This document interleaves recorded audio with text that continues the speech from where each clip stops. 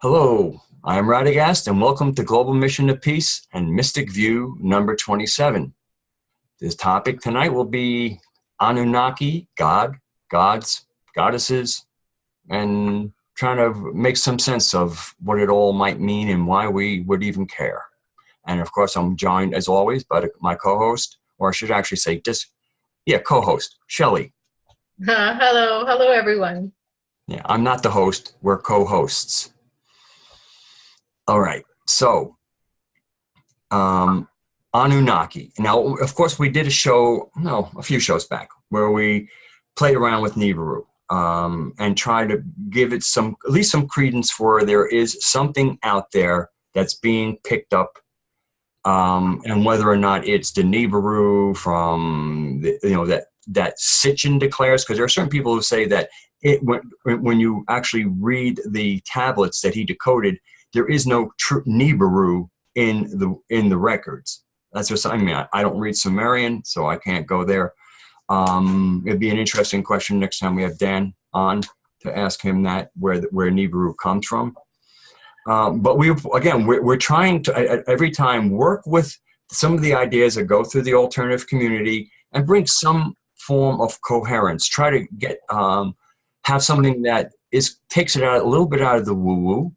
Doing some of our own due diligence on some of these things and looking into it and trying to, through the multiple layers go, okay, this looks like there's enough commonality with this that you start seeing that there's enough meat on this bone that we can kind of go with it. Where a lot of times what you do is you'll find it, and what it is, you'll go to places and you'll see recurrent themes, and then you see the extras, the fat.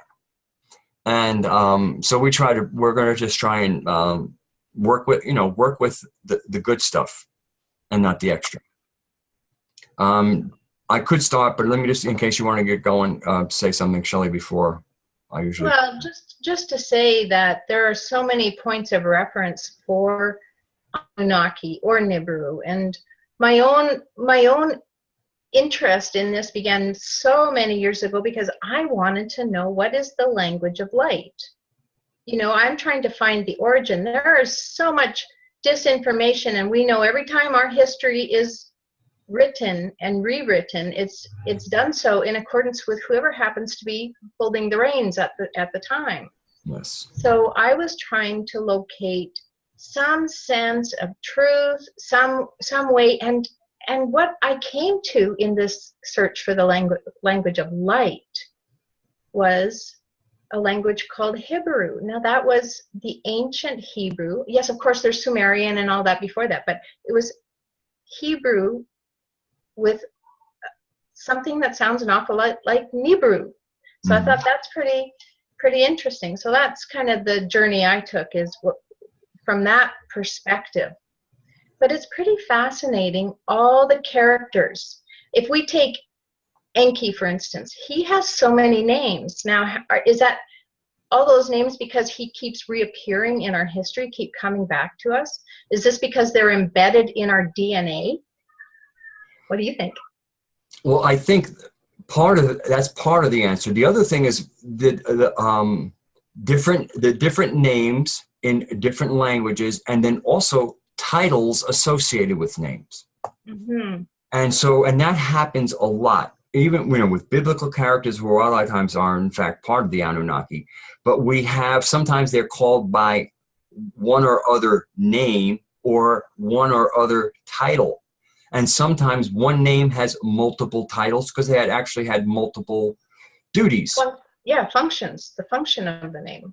And so that doesn't help with identifying who's who, because sometimes we could think we're talking about 7 different people, and we're actually talking about one person with 5 of those names, and maybe one other person with 2 names or 2 other people. So what looks like 7 people is 3 people. And I'm not sure, to take a list of names and then parse that out, I think would be boring and like kind of scholarly, which is not the mystic view way we normally roll. We usually try to keep it conversational, somewhat animated, and not dry. but let's start. I would like to start with just the concept of the Anunnaki. It seems like the Anunnaki was kind of launched into our consciousness through the work of Zecharia Sitchin, or Stitchin. I think it's Sitchin though. And he supposedly he taught himself, or was a Sumerian scholar, so he could read the languages that were written in cuneiform. And I'm not sure there's only one, because there's also Akkadian branches, and according to Dan Winter, there are actually two different languages. One that comes from the Draco line themselves, that women spoke one language, men spoke another. Now, if that seems strange, anybody who's done deep history into the Aboriginals of Australia, they also had one language for women and one language for men. And this seems to be kind of hearkening back to those star origins, where part of that has to come with, at least with not the Anunnaki per se, because the Anunnaki is really a specific, almost like a family group from a larger group of like beings, many of them reptilian. But as we find out, especially I'm going to introduce a new name for a lot of people who who think they've been dealing with the Anunnaki. They've maybe read every one of Zechariah's books. There's a man named Anton Parks, and he's French, and the first book he wrote was The Ages of Uras. Okay, Uras. And we'll get into parsing out those kind of things also. But it was written exclusively in French. Now, there was a man named Jerry Zeitlin, who I think he got people to do translations, and he had a website called Ages of Uras, where all the English translations were. And it was some of the richest material about not only just the Anunnaki generally, but I mean, because it came from Anton Parks, who supposedly had come upon a crystal, which he knew was a Gerku, was actually the basic, it was the hard drive. It was a crystalline hard drive with all this stored energy on it, and he was able to tap into it and download memories from it. In which case, he then had this whole story to write called The Ages of Uras, which is really about what has happened on Earth with cosmic perspective history that is relevant to what happened on Earth. It's a deep story, way beyond Zecharia Sitchin. This isn't to make Zechariah buffoonish. We're not looking to diss him at all. But he kind of brought one layer, and the chances are that one layer sitting around there has allowed us at least be conversant with some of the characters. Because that's like watching a movie, a play, reading a book, you have characters. And unless you can recognize the names, the story doesn't make a lot of sense. One of the biggest complaints of Tolkien's work was how many names were in there. Nobody knew what he was talking about. So if we come to Zecharia Sitchin's work, we have two names that stick out above all, well, maybe three names. Anu, who supposedly is dad, and his two sons, and Enki and Enlil. And Enki had one mother, and Enlil had another mother. Now, to say that they were mothers is also a little interesting. We should say they each had a female contributor to their genetics. It wasn't like these boys crawled out of bellies. In some of the Sumerian tablets, you actually see these kind of huge vats and you'll see bodies kind of floating in there. And that's how they were cloned. They came out as adults. They were never babies. They came out as fully functioning adults, ready to go. Maybe had to dry off a little bit. And but they had two different lineages, and the lineage of the female contributor to Anu for Enlil was of a royal line, and the Enki's mother was from a life designer or kind of a priestess line. of a term that we will want to get acquainted with, which is Kadishtu, which is where the word caduceus comes from. But Kadishtu in their language, or one of the, maybe even Sumerian, means life designer. So anyway, so this is our main cast of characters for now. And the ones that anybody who's read Sitchin knows, basically Anu, who doesn't figure much in the story other than he's dad.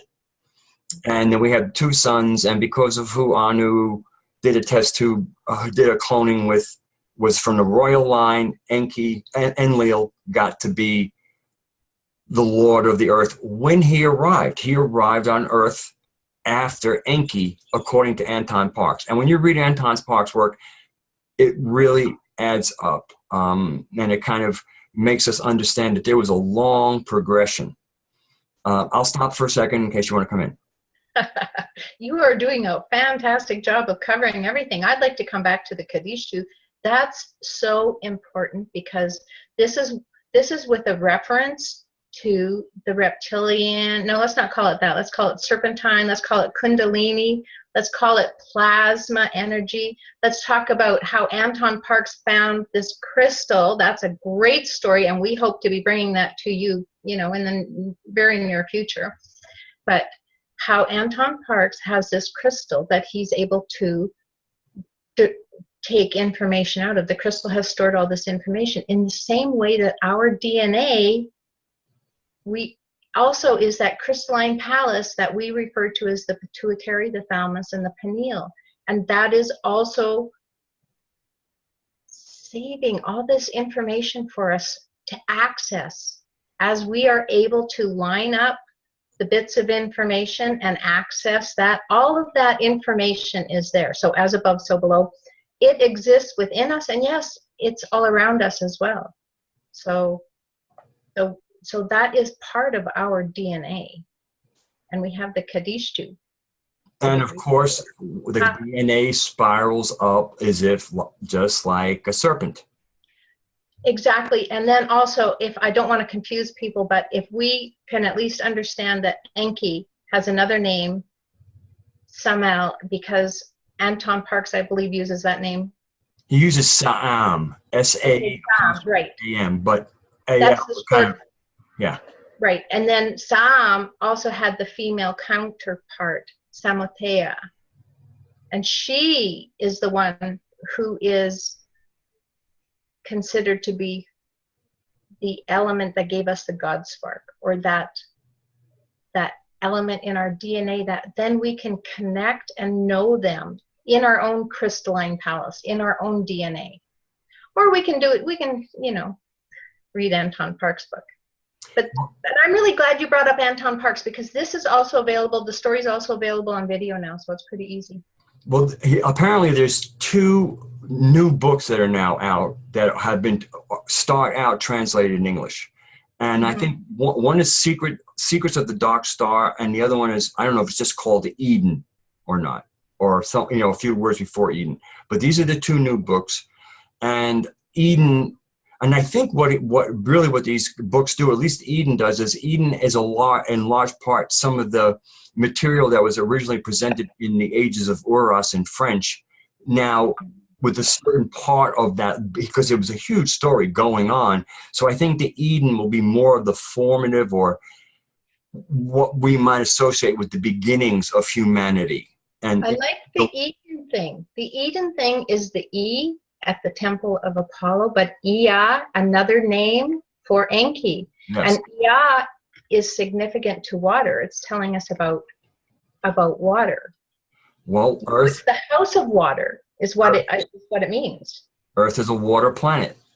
And Ea, what does Earth start with? EA. Yeah. Right. And also he was considered to be the god at Eridu. Now that's the river constellation of the heavens. Mm-hmm. So again, water. And water was also the era of consciousness. So we have all these correlations that are all validating this very important element about our consciousness and who we are and how we got here. Mm-hmm. Pretty fascinating stuff. Yes. and I, in trying to make some sense of these, of even opening up this conversation, there's two words I might be using more than one. Conflation. Now, conflation is when you take two like things and form them into one, or three or more like. But when you take things that have a lot of commonality and you put them and you create one central character, that's a conflated character. So in many ways, I mean, again, this is going to be difficult because, we're talking to a lot of people out there, and from my perspective, there is no straight story. Some stories are straighter than others, but all of them, to me, because of retellings, possibly translations, they all become mythos. And to me, mythos really means memory. Yes, memory, and that's why it's important to find it in our own DNA. And that crystalline palace, that's located right at the hippocampus, and the hippocampus is all about memory, and that's the shape of the seahorse. That's the seahorse reference, and it's memory. And when we look at that flow that we were referring to as the serpentine kundalini rising, it's actually following the path of the golden mean, which is to say, in sequential steps, depending on your perspective, is getting larger or smaller. And it's so beautiful in that it looks more like a seahorse at that place in the crystalline palace, which is in your own temple, between these two temples. Mm-hmm. So to me, like a case in point of conflation would be that reptiles. So snakes are reptiles. So then we have that, and then we have serpents, and then we have dragons, and then we have plasma. Mm-hmm. And many people are not that familiar with plasma. The closest thing to seeing the behavior of plasma is fire.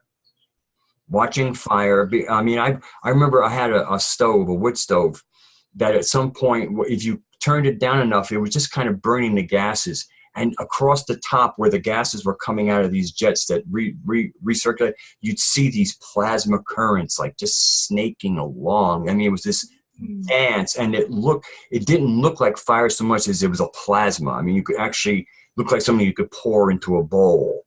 Like the filaments coming off the sun. But but again, it just looked like something, if you could almost decant it and hold it in a bowl. I mean, fire doesn't look like it wants to be poured. Plasma looks like almost like it wants to be poured. Almost like it has a gravity, where fire has an anti-gravity, wants to lift up. Plasma can actually settle.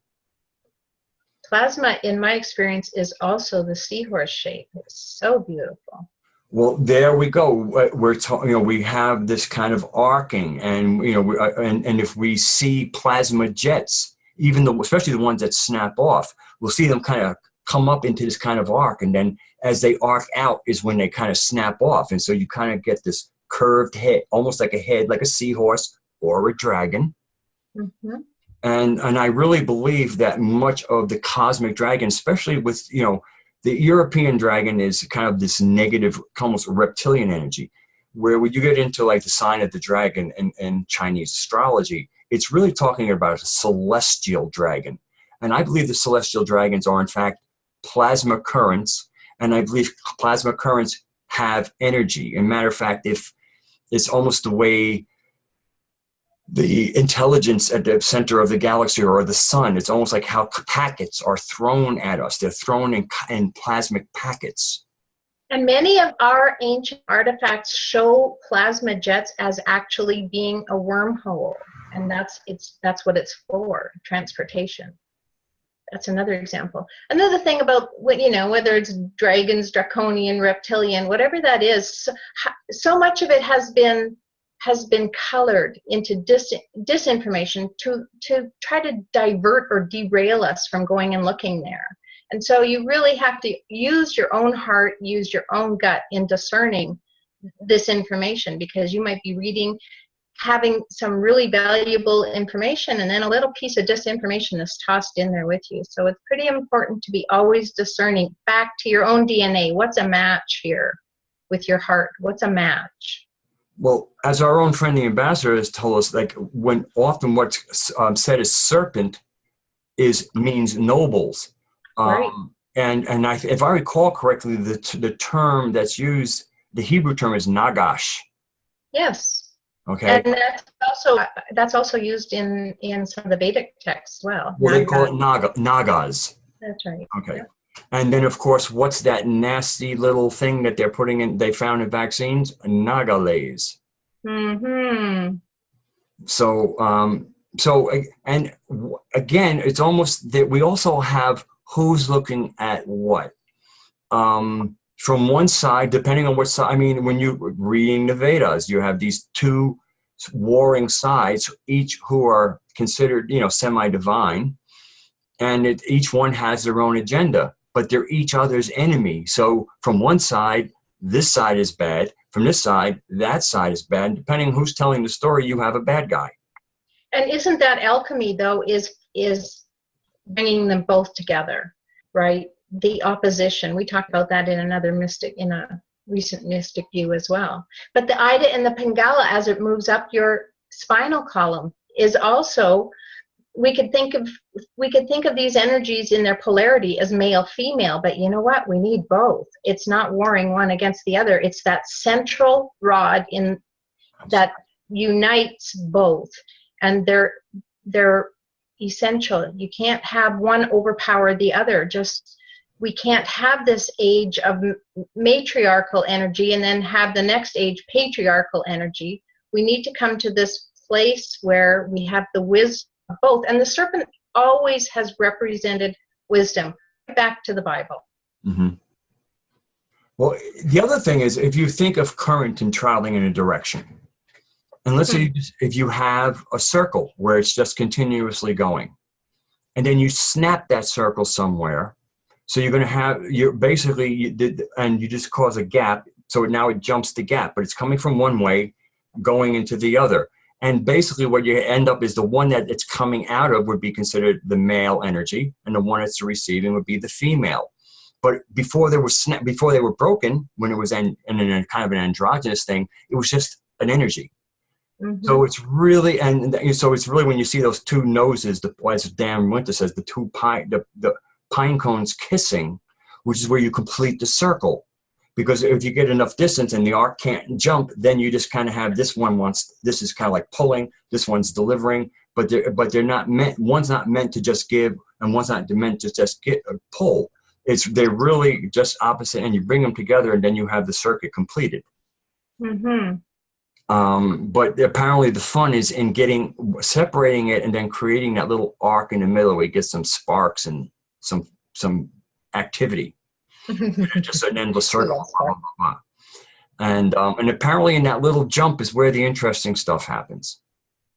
Well, there's a 0 point there. There's the still point. Now we can find that through meditation in our own beings. But how beautiful it is to simply go and lay on a table between the Therify device and really enjoy and interact with your beta mind, consciously knowing with that plasma. So let's get back to Enki and Enlil, and also let's do that. And Marduk, maybe. And who? Marduk. Marduk. Yeah. If you, maybe Marduk is. Then we start getting into family history, and he also jumps around more. Enki and Enlil a little bit easier to pin down. Yeah, I just like Marduk because he was responsible for Chinese acupuncture and Tai Chi. But really that came from Enki. That was dear old dad teaching him. So carry on. Well, Enki certainly got around, but I think according to either Anton Parks or Dan Winter, and it feels kind of good that at one point the war between the brothers that was happening a lot in the Middle East, she was like, I'm out of here, and headed east. And basically it was her who initially brought that energy and civilization. Of course she got, she didn't stay alone for long, but whoever pursued her. And of course we do want to introduce some female, again, we want to introduce some of the female people, entities, because they are crucial, because again, we have because of where we're dealing with when we're kind of entering what we now consider remembered history, or where most, again, mythos, memory. And the reason I kind of want to make that mythos, because again, it's not like this is a picture, it's a memory, and memories have a fuzzy factor. And it's that fuzz that makes where we can't, it's hard to have absolute truth, where you kind of have to take anything, even if what you're accepting as truth, as mythos, just so you keep it a little bit fuzzy around the edges so you don't get retarded about it. Yeah, and that's fine until we can really, really lock into the frequency that is actually the photon that's actually carrying the true story, the true information. Oh, but that could take us into timelines. Let's not go there. Let's get back to Enki. Let's get back to his wife or his half-sister. Well, I want to finish with Enlil. Oh yeah, okay. So I mean, just again, and again with the polarity of everything, and polarity there are polarities, but polarized thinking is where we get stupid. Again, we have these two polarities, which are really a continuity, one arcing to the other, and it's in what I call the arc field that reality occurs. The poles do not represent reality, and when people start polarizing, they're basically all the shades of gray are gone. It's only black or white. Complete brilliant light or utter void. And meanwhile, the rainbow, which helps us break that white light into its colors, is how reality is experienced. Is experienced in these gradations of colors and some shades of gray. And really, that's how we can slow it down to understand it. Mm-hmm. In other words, we're just back to the one spiral, all that is. So, again, because people bring polarized thinking, and they know Enki worked for, loved mankind and tried to do good things and make them not just be laborers. And Enlil was cast as the bad person. He caused the flood. He didn't. And now, please, everybody who's caused the flood, there's also some conflation with Yahweh and Enlil. And I don't know if we're going to really try and pull it out. So this way here, whatever certain people, who knows where certain people want to be taken, and how important it even would be to take them anywhere. I think more important is going to be the perspective and understanding. Look at, if you are say a cattle farmer, cattle rancher, and you're raising cattle for beef, are you a bad guy? Do your neighbors think you're a bad guy because that's what you're doing? That's kind of the equivalent of Enlil or Enki. Yes. He's supporting mankind. He wants us to have the ability for perfect compression so that we can continue our life after we pass here, that our soul continues on. And so the perspective is really important. It's not to jump onto one side of the polarity. Yeah, Enlil's bad and Enki's good. I like Enki. Yeah, well, yeah, again, he had supporting my values, He was not, certainly, and as anybody thinks Enki is good, there's certainly stories of him doing things, and although some of it had to do with pressure. Again, he was part of a family. There were family politics. If he was going to stay in a family, he had occasionally do things that kept the family at peace as best as that was possible. But I mean, again, the point you make, for humanity, from Enlil's perspective, was a mammalian resource, just like cows, sheep, and pigs are human mammalian resources that we treat as, a good farmer would treat him real good before he cuts his throat. Okay? So, I mean, we can't, unless we're evil for doing that, and I bet you there's a lot of people who are not going to say, oh yeah, we're evil for doing that. Oh no, we have, fine. And from Enlil's perspective, he did what he was managing his livestock. All right, we were livestock to him. Enki was had a little more of an evolved aspect to it, and actually had a personal. It's almost like we were pets to Enki. We were livestock to Enlil. Just like you wouldn't think of eating your dog or your cat. All right, so think of us as kind of like Enki's dogs and cats in a way. It's ultimate. I think it was a little bit more. So then we're going to get into is that obviously there is a God spark in us. We all, though it makes humanity unique, is we know there is a God. It doesn't even make a difference who might have poured us, tweaked us, whatever. The eternal part of us, the reason why we can get a communication in our heart from what we clearly know as a divine being, is because it was allowed to be there, or in our creation was put there. Because you look out in the cosmos and you realize the ultimate source, creator, is big. So, and then we get fractals of it. So we're going to kind of have the big creator, and then we're going to have fractals of the creator. And some of those fractals are a lot more like the original one, and some of them are like bad snowflakes. Or it's almost like when you make crystals, when Dr. Emoto made crystals, and if you thought nice thoughts, they were all crystals, but some of them were really quite gorgeous, and some of them were really quite deformed. They are fractals. These crystals are fractals. And so depending on the energy in that fractal of the all, depends on what kind of crystal you end up with.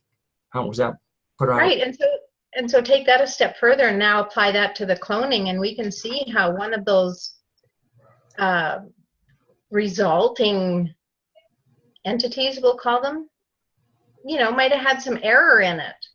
And isn't that the story? Was it Enki that had him for destruction because he had not turned out quite as they had hoped, or was that Enlil?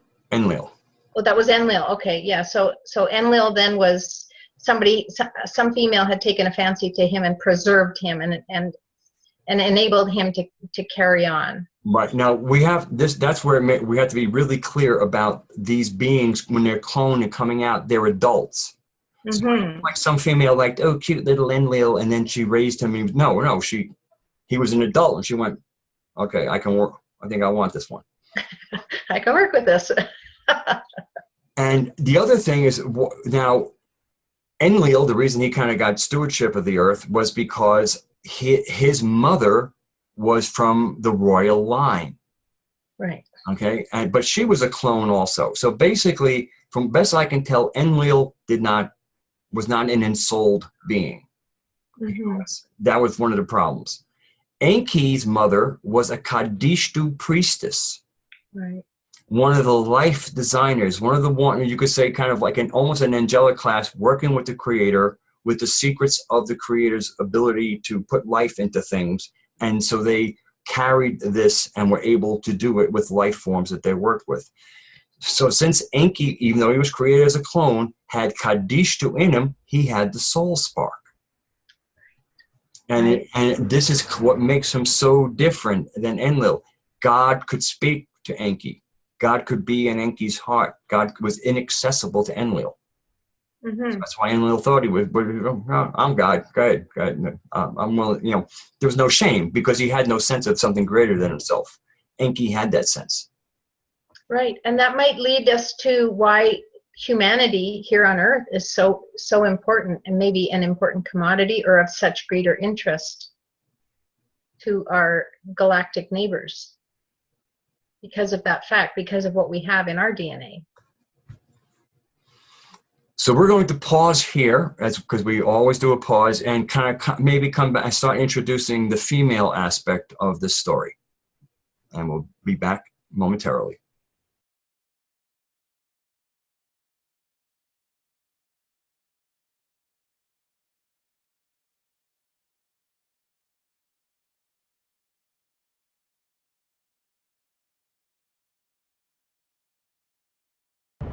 Global Mission of Peace is a worldwide team of like-hearted individuals focused on a new paradigm of unity, peace, and understanding. Unity with all people across all borders. Peace with every faith and religion. Understanding the true nature of the political, financial, and power structures of our world. Our focus is not in changing these structures, but in offering a new reality, a new consciousness. Don't you think it's time?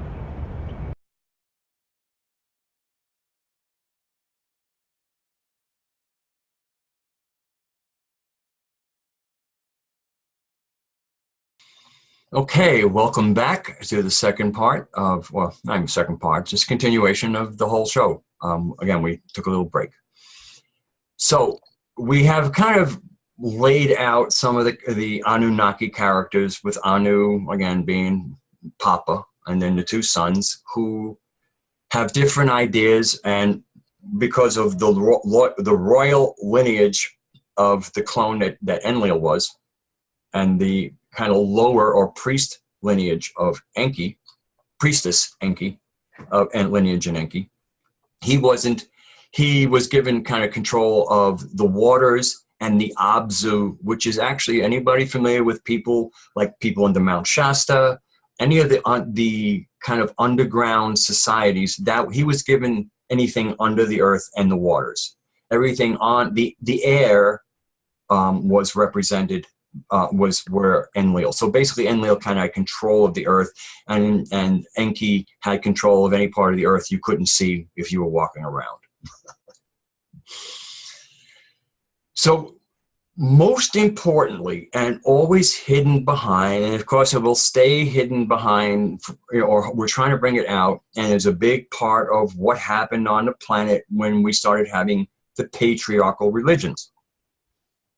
Where, I mean, really, and I mean, here we are, all of us on this planet have come from a mother. And then suddenly we get into our more recent scripture, and there's no mother to be seen. Jesus is allowed to have a mother, but we don't seem to have a mother.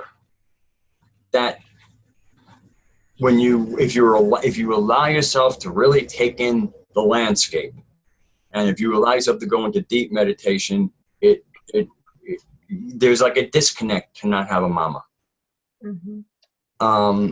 So there is one, but she got buried, and there could be a lot of reasons. There could be the pendulum swinging. There's the whole fear of women that might play into, supposedly, with the male female. I mean, if I want to be really fair, and I look at from a chromosome point of view, and you look at the female, it's 2 X chromosomes. You look at the male, and basically it looks like X and Y, but it's not really a Y, it's an X with a leg missing. Okay. So, and then I had this, I guess, preparing for the show last night, I saw, let's say you have exactly the same 2. Okay, so you take the other one, you rip the leg off. Now you can take the XY and superimpose it over the X, and it'll complete itself, because that invisible leg will have been there. But as long as males stay alone, there's something missing. Together, again, you kind of have that overlay, and the whole double X comes there, but the male is there laid on top of it, and it kind of allows for a dynamism that's not there. I mean, the male, it's not to marginalize or make either side greater than the other. It's just to show how each side is required.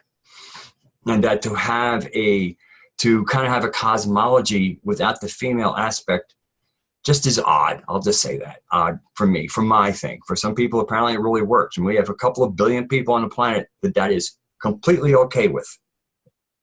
Perhaps just because they haven't actually thought about it. But okay. Well, and we have, historically, I mean, again, the Gnostics, the Cathars, who considered themselves Christians, were wiped out for that very reason, for entertaining those thoughts. Those thoughts were considered so toxic or dangerous. Mm-hmm. They weren't, I mean, it wasn't like the churches were wiped out. The people were wiped out. I mean, it was a genocide, basically. That's right. Mm-hmm. So there's something about that idea that really rubs at least Rome the wrong way. Mm-hmm. It really rubbed Rome the wrong way. And look, you don't hear a whole. I mean, Mary gets good a nice reception in the Eastern Orthodox, which is not Rome. Mm-hmm. Mary gets a really warm reception in Islam. So does Jesus. I mean, you couldn't ask for a better reception and reverence of 2 people. Right. what happens with the other guys is another story. We'll leave them out because, we want to be positive about things. And so anyway, so there is a group.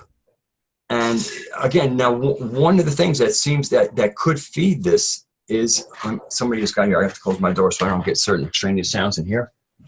Yeah.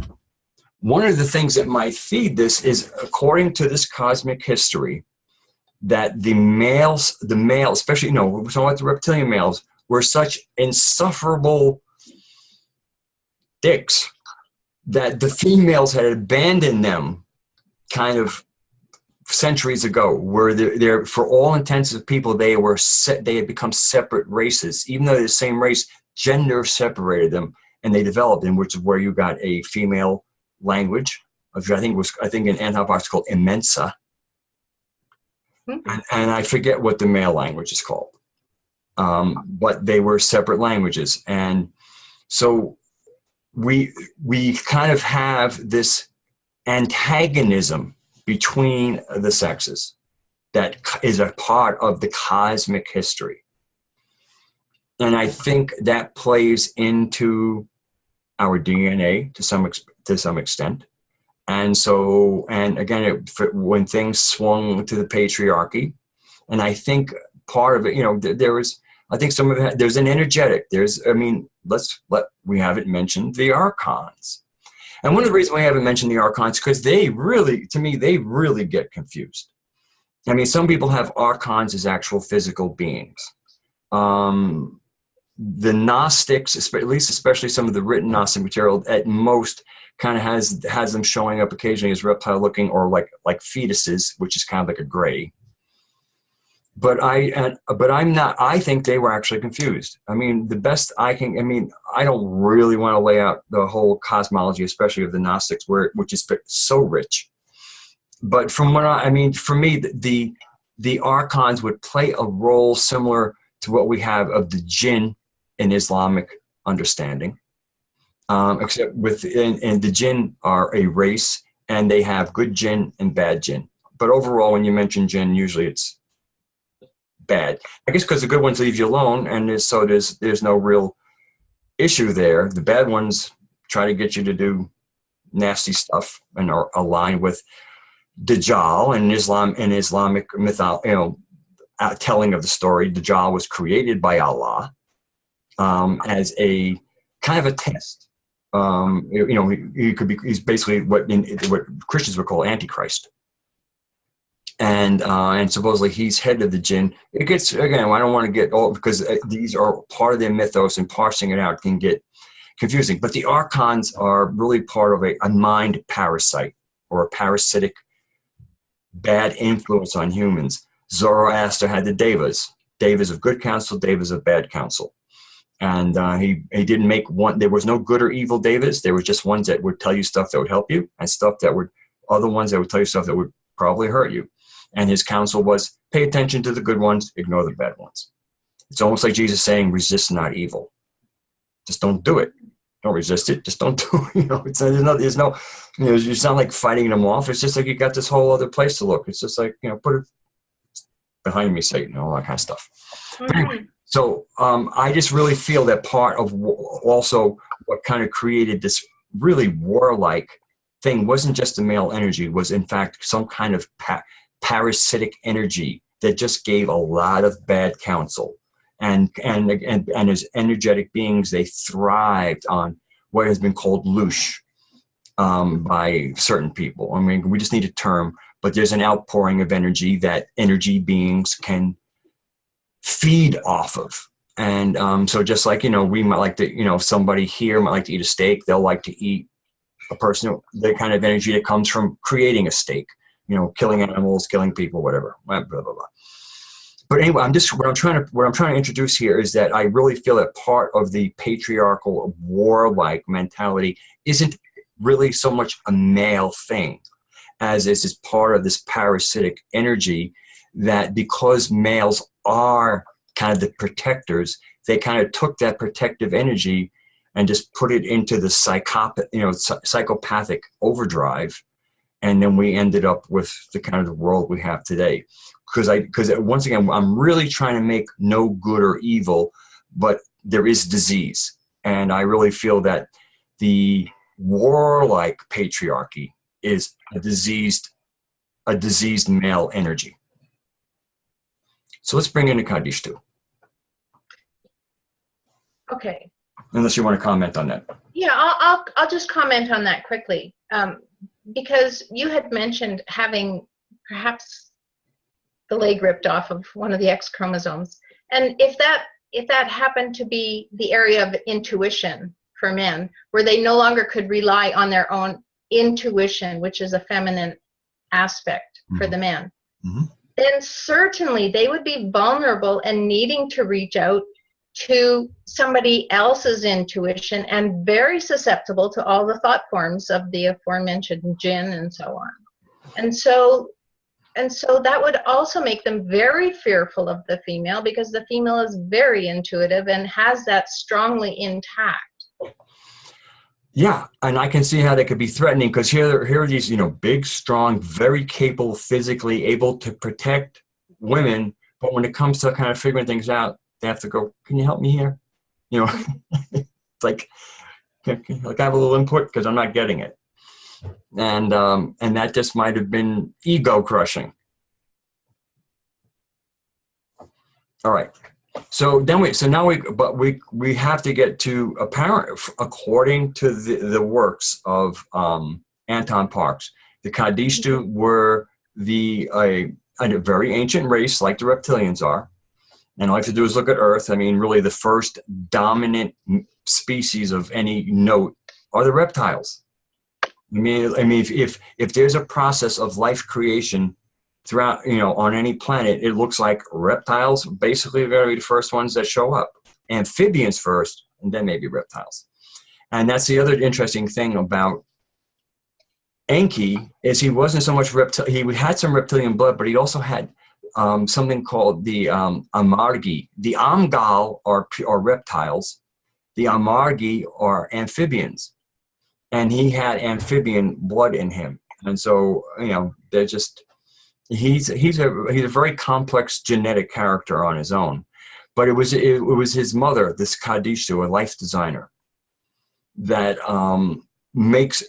brings in that there is a group of beings that are kind of carrying the creator's torch around, so to speak, and helping it, nourishing it, mothering the development of species in any place that life can happen. And they land, and there's a suitable thing, they can kind of, the proper life form, especially in a human type, again, a bipedal, 2 hands, 1 head type of thing. I mean, just like the reptilians and the even amphibians, they were bipedal. I mean, they kind of got around like we did. 1 head, 2 eyes, really a duplication, but a reptile duplication, or an amphibious duplication, or a bird-like duplication.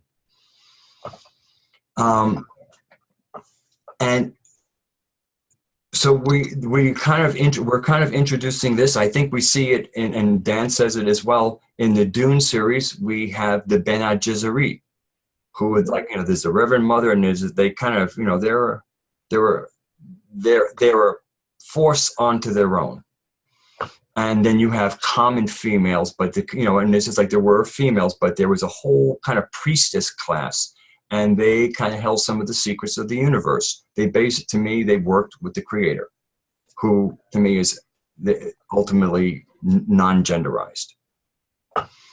It's like, if the creator is like that circle, all the energy's there. It's not until you break that you create an outpouring side and a receiving side, and then you start having some kind of gender side stuff. And it's really in the Anton Parks books that we start getting introduced to these Kadishtu. And one of the most fascinating parts, and from now I heard it was in the original French book, The Ages of Uros, but I think now it's in the Eden book. And they talk about the Kadishtu coming to this planet way before Enki was here. Because Enki kind of came, he came here with his mother after, and then little Enki showed up, and then you had the kind of like the real reptilian, not the Anunnaki, the Dracos showing up and creating all kinds of havoc. I mean, the cast of characters is involved, and the beauty of Anton Park's work is he actually gives the names to these various groupings of species. I mean, the Draco alone have 3 groups. They kind of have your real common Draco that's considered was green skinned. You had your next kind of like the knights or warrior class were red skinned, and then your royal class were albino. And when we say albino, we mean white, not white like I'm white or Shelley's white, like white. Okay, albino, just like Dracula pasty white. If you put like pancake makeup on white, that kind of white. And that would, and they were supposed they were those with the big wings. I mean, here we go. Oh, isn't that make believe? Well, apparently make believe is coming out of somebody's memory. And so, I mean, and they were the ones who kind of really stirred things up. But Enki himself was a mixed being. He wasn't a Draco, and I'm from what I can tell, Enlil wasn't a Draco either. But so anyway, Anton Parks breaks down these multiple, even the griffins that we see in Lion. He has names for all of these different and the roles they play. And the leonine ones, who's the Sukal, I think is their name. They supposedly are the divine army of the associated with the Elohim and with the life designers. I mean, basically, when things are really getting ugly, they will come in and rip the place apart, literally. When order needs to be restored. And even the Draco don't like when the Sukal show up. When the Sukal show up, they know that they have overstepped their bounds. And that's kind of like, and the Kadishtu have work with them and can bring them in. Anyway, we're probably getting a little bit science fiction here for a lot of people. But if you read these new Anton Parks books, especially the Eden book, what I'm saying to you will actually just be laid out there in rich detail, a mythos, to be sure, but still, that's mythos is how we remember things. It's how we pull anything out of the past, unless, of course, we can actually access our DNA and experience it for ourselves. But even once anybody ever done a deep meditation and goes, aha, I got it, you come back into beta brain, and you have little tatters of it. And then with these tatters, you put the tatters up and have to fill in the rest. And God only knows if you when you have to fill that in with your beta brain from what you pulled from those deep theta states, whether or not you're not creating a little mythos of your own, even though you took it from source of yourself. Well, that's true, because we often have, we inevitably will have filters that it has to pass through, and but the photon still carries the true information. And so Enoch was another name. In fact, John Dee, I think that's very significant that he chose to use that term Enoch. But it references back to the ancient Sumerian version of Enki, right? And how that story is relevant to this time on our planet, because this is the age where we are anticipating a change in our evolution, that we become new humans of some sort. Right along, and so they believe that because they believe our DNA came from the stars and was destined to return, like the phoenix. The Greek word for phoenix is derived from the Egyptian Pa and Hanok, and that is meaning the house of Enoch. So it's not just Egyptian, it's not just Sumerian. We have this Enochian knowledge that says that these cycles come to completion and then they start again. And that's pretty much where we're at. Yeah, and to me, this is a kind of a case where we're dealing with, obviously, people who existed in history. Now, whether certain people writing certain books don't pull people out of history and drop them in their history, who knows? It kind of looks like. I think that happens. There's a little of that going on. It's like, it even many of the king and queens list, the royal list that the royal chroniclers, it's like, oh, we need somebody hot, we need somebody juicy in this line. Okay, this one is a good one. Okay, we're going to put that one right about here. Here you go, king. And, you get to keep your head, and here's gold. All right. Uh-huh. I mean, we cannot think that, I mean, just observing modern humans and just going and seeing how people can be a little bit squirrely sometimes. And then even if they are of the highest integrity, sometimes there's a matter of keeping your head and maybe just playing a little bit with things. No real harm done. And at the secret layers, you've actually told the truth. But I mean, in other words, you told the truth that if somebody knows it, and there's only about 2 people on the planet who know it, but this way here, you've kept your integrity and kept your head at the same time. We just cannot drop that out in the creation of scribes presenting history that had been ordered for them to, I mean, I don't see the average. There aren't too many works credited to royal lines. They're usually to priestly or scribal lines. That's right. And usually, in most cases, there's somebody above that. Once again, we can just see how things can get opened up, no matter what the claims are. Right, that's right. And if we had time, we could get into the monatomic gold and all of that, where that's applicable, but maybe that's another show. But isn't that a fascinating link to this whole conversation? I do, because I'm not tracking the time, but I have a feeling we're like north of 45 minutes, and we try not to kind of bring it between 45 minutes and an hour. I mean, I think we have one show that maybe ran 32 minutes in our whole history of Mystic Views, and it was probably a night we just dried up early. This is not a dry night.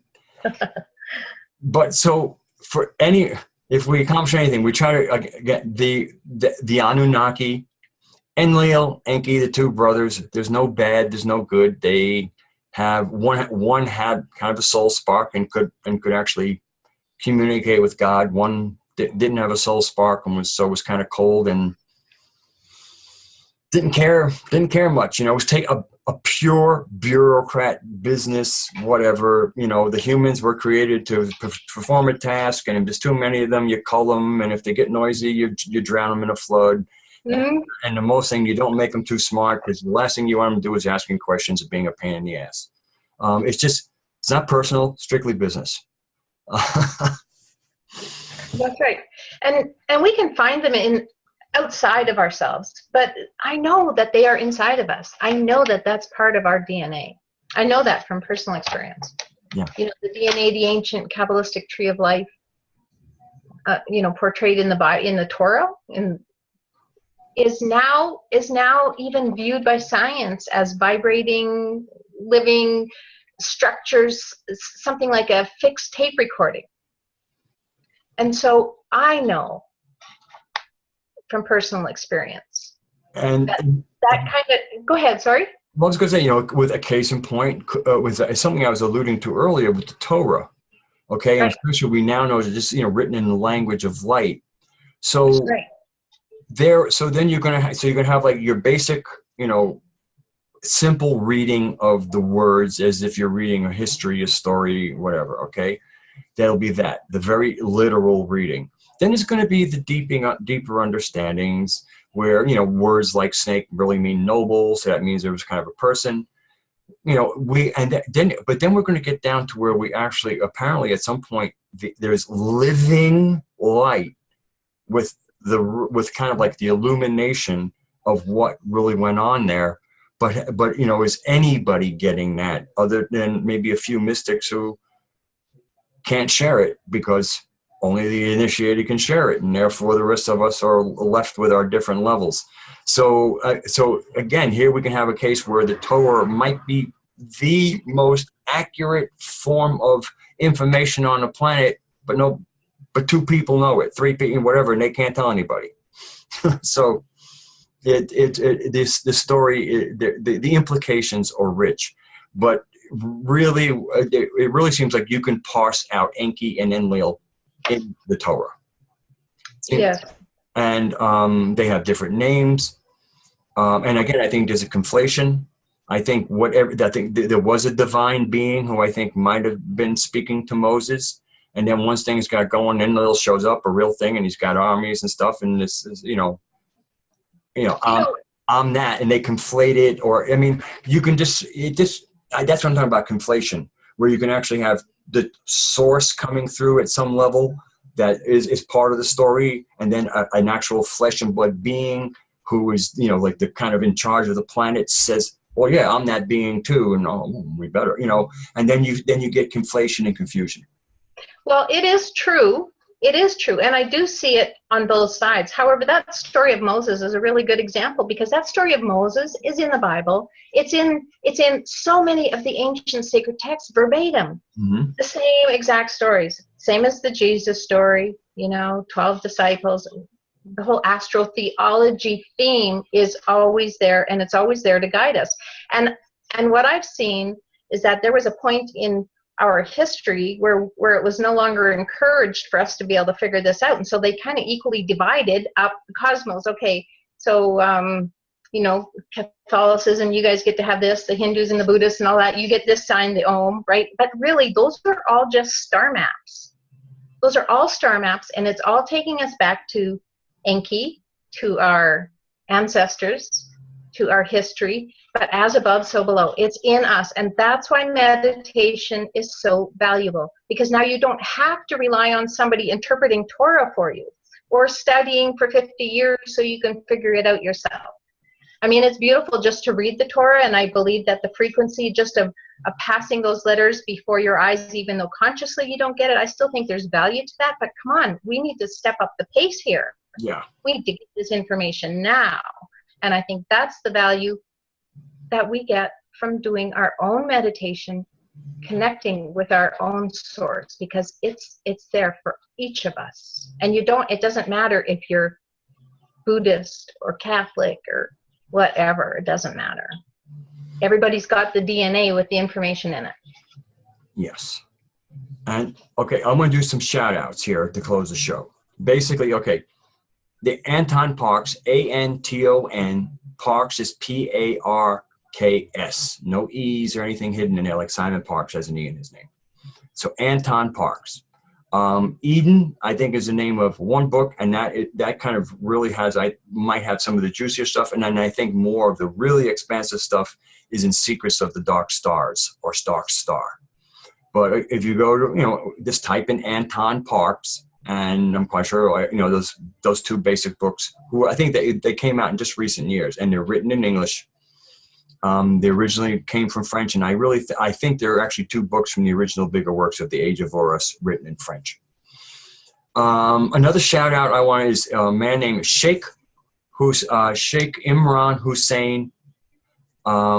He's this really delightful Sufi, Sunni Sufi scholar with a great sense of humor, a huge heart.